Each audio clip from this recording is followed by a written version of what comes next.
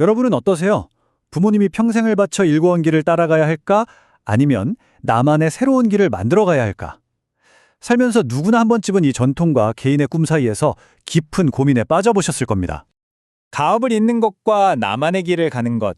이 두 가지 선택은 정말 하나를 고르면 다른 하나는 반드시 포기해야만 하는 걸까요? 혹시 우리가 미처 생각하지 못했던 제3의 길이라는 건 없을까요? 놀랍게도 말이죠. 무려 2500년 전의 고전, 바로 공자의 논어 안에 이 오래된 갈등에 대한 아주 통찰력 있는 해답이 숨겨져 있습니다. 우리가 보통 생각하는 것과는 전혀 다른 관점이죠. 논어를 보면 이런 구절이 나옵니다. 공자의 제자인 증자가 맹장자라는 사람의 효도를 칭찬하는데요. 다른 점들도 물론 훌륭했지만 특히 아버지가 쓰던 사람과 정책을 바꾸지 않은 것이야말로 정말 따라하기 힘든 대단한 일이라고 극찬을 하죠. 아니, 보통 새로운 리더가 오면 가장 먼저 하는 게 자기 사람을 심고 기존의 방식을 바꾸는 거잖아요. 발전이라는 건 곧 즉각적이고 극진적인 변화라고 생각하는 우리의 상식에 정면으로 부딪히는 질문이죠. 왜 안 바꾼 걸 칭찬했을까요? 자, 그 해답은 바로 이겁니다.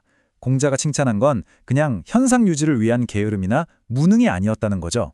그건 선대가 평생을 바쳐 쌓아 올린 가치와 그 길을 함께 걸어온 사람들에 대한 깊은 존경심이 없었다면 불가능한 엄청난 인내심이었던 거예요. 이 개념을 딱 네 글자로 압축한 사자성어가 있습니다. 바로 승선계후예요. 과거를 이어받아서 미래를 연다는 뜻이죠. 핵심은 그냥 수동적으로 물려받는 게 아니라 그걸 발판 삼아서 능동적으로 발전시키는 데 있다는 겁니다. 근데 정말 재밌는 건요. 이 개념을 더 깊이 파고들 단서가 놀랍게도 맹장자라는 이름 그 자체에 숨어 있다는 사실입니다. 이 장이라는 한자를 한번 뜯어볼까요? 풀을 뜻하는 글자와 씩씩하다는 뜻의 글자가 합쳐져 있어요. 그러니까 풀이 아주 힘차고 무성하게 자라나는 모습을 형상화한 거죠. 강한 뿌리에서 뿜어져 나오는 에너지로 왕성하게 성장하는 이미지, 바로 이겁니다. 바로 이거예요. 진정한 계승이란 유산을 박물관 유물처럼 고이 모셔두는 게 아니라는 거죠. 오히려 튼튼한 뿌리에서 자라나는 생명처럼 우리가 끊임없이 가꾸고 더 크게 성장시켜야 하는 생명력 그 자체라는 겁니다. 자, 그럼 이 고대 원리가 오늘날 우리 사회에서는 어떻게 적용될 수 있을까요? 제가 한 아버지와 아들의 이야기를 통해서 한번 살펴보겠습니다.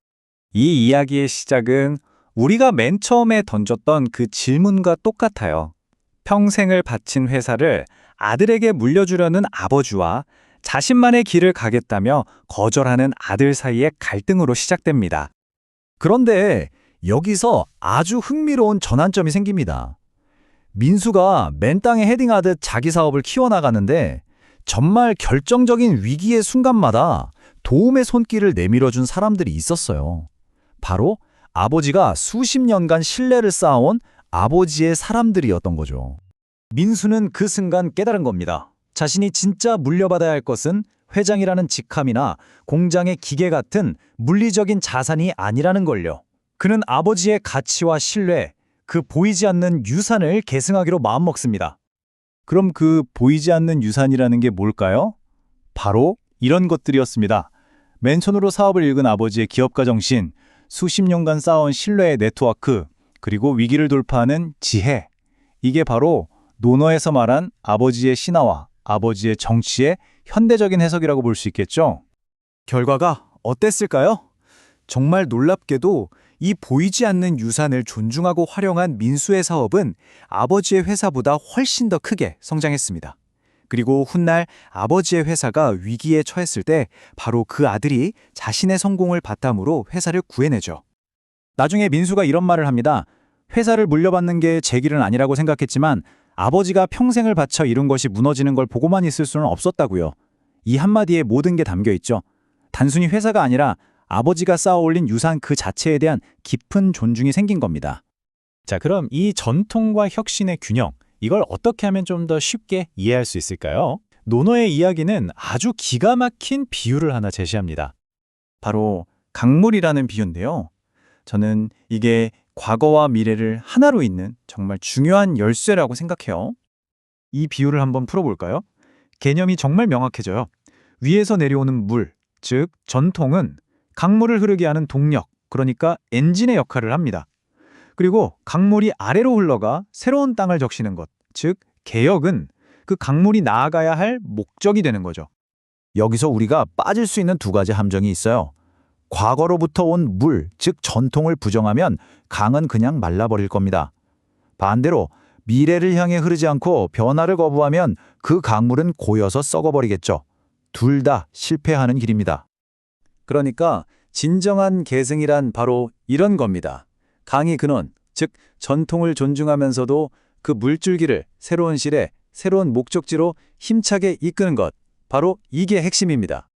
오늘 이야기를 마무리하면서 여러분께 마지막 질문을 하나 던지고 싶습니다. 여러분의 삶과 경력 혹은 가정에서 물려받은 그 보이지 않는 유산은 무엇인가요? 그리고 여러분은 그 소중한 유산이라는 강물이 마르거나 고이지 않고 새로운 미래를 향해 힘차게 흘러가도록 어떻게 그 물길을 이끌어 가시겠습니까?